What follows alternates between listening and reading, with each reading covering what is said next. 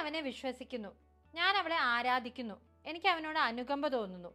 ഇപ്പം നിങ്ങൾ ഇതിനകത്ത് കുറച്ച് വാക്കുകൾ കണ്ടു. വിശ്വസിക്കുന്നു, ആരാധിക്കുന്നു, അനുകമ്പ തോന്നുന്നു, അസൂയപ്പെടുന്നു.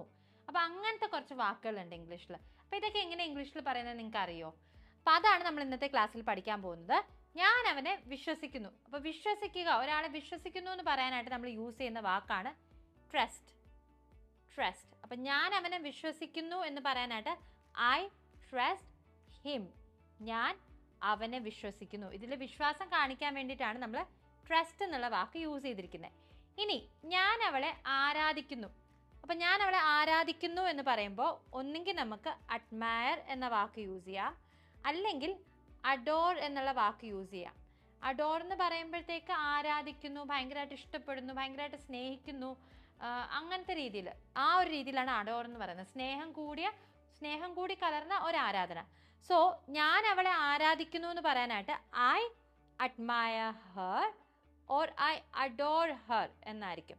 ഇപ്പം ഫിലിം സ്റ്റാർസിനെ, അല്ലെങ്കിൽ നമുക്ക് ഇഷ്ടപ്പെട്ട എഴുത്തുകാരെ, അതും അല്ലെങ്കിൽ അങ്ങനത്തെ കുറച്ച് സെലിബ്രിറ്റീസ്, അങ്ങനത്തെ വ്യക്തിത്വങ്ങളെ നമ്മൾ അഡ്മയർ ആണ് ചെയ്യുന്നത്. അപ്പം നിങ്ങൾക്ക് അഡ്മയർ എന്ന് പറയാം. അതല്ലാതെ അഡോർ എന്ന് പറയുമ്പോഴത്തേക്ക് ആരാധനയും അതിനേക്കാളും ചിലപ്പോൾ അതുപോലെ തന്നെ സ്നേഹം ഉണ്ടായിരിക്കും. ഐ അഡോർ മൈ ഡോട്ടർ, അല്ലെങ്കിൽ I adore my wife, I adore my husband, അങ്ങനെ നമുക്ക് പറയാൻ പറ്റും. സോ അഡ്മയർ എന്ന് പറയുമ്പോഴത്തേക്ക് ആരാധന, അഡോർ എന്ന് പറയുമ്പോൾ കുറച്ചുകൂടി സ്നേഹം കൂടി കലർന്നിട്ടുള്ള ഒരു ആരാധനയാണ്. ഇനി എനിക്ക് അവനോട് അനുകമ്പ തോന്നുന്നു. അനുകമ്പ, അതിന് നമ്മൾ എന്താ ഇംഗ്ലീഷിൽ പറയാ? സോ എനിക്ക് അവനോട് അനുകമ്പ തോന്നുന്നു എന്ന് പറയുമ്പോഴത്തേക്ക് ഒന്നെങ്കിൽ നമുക്ക് ഐ പിറ്റി ഹിം എന്ന് പറയാം,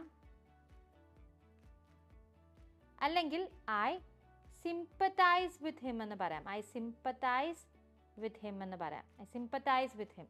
ഒന്നെങ്കിൽ ഐ പിറ്റി ഹിം, അല്ലെങ്കിൽ I sympathise with him. So sympathise with him എന്ന് പറഞ്ഞാൽ നമുക്ക് ഒരാളുടെ അവസ്ഥ മനസ്സിലാവും.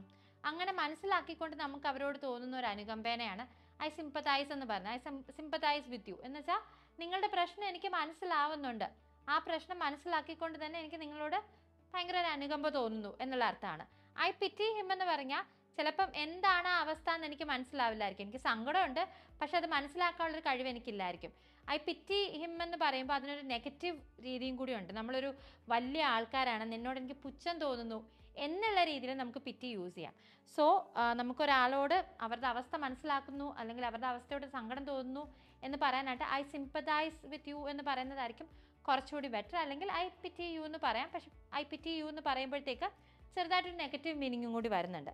ഇനി ഞാൻ അവനോട് അസൂയപ്പെടുന്നു, അല്ലെങ്കിൽ എനിക്ക് അവനോട് അസൂയ തോന്നുന്നു എന്ന് പറയാനായിട്ട് ഐ എൻവി ഹിം എന്ന് പറയാം. നമുക്കിപ്പോൾ ഒരാളുടെ അടുത്ത് അയാളുടെ കഴിവിലോ, അല്ലെങ്കിൽ അയാളുടെ സമ്പത്തിലോ, അയാളുടെ ബന്ധത്തിലോ ഒക്കെ നമുക്കൊരു അസൂയ അയാളോട് തോന്നുന്നു എങ്കിൽ നമുക്ക് പറയാം ഐ എൻവി യു എന്ന് പറയാം. എൻവി എന്ന് പറയുമ്പോൾ അസൂയ എന്നുള്ള അർത്ഥമാണ് വരുന്നത്.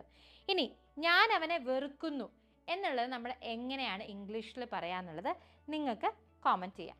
Thank you. English Mitra. Stop worrying, start learning.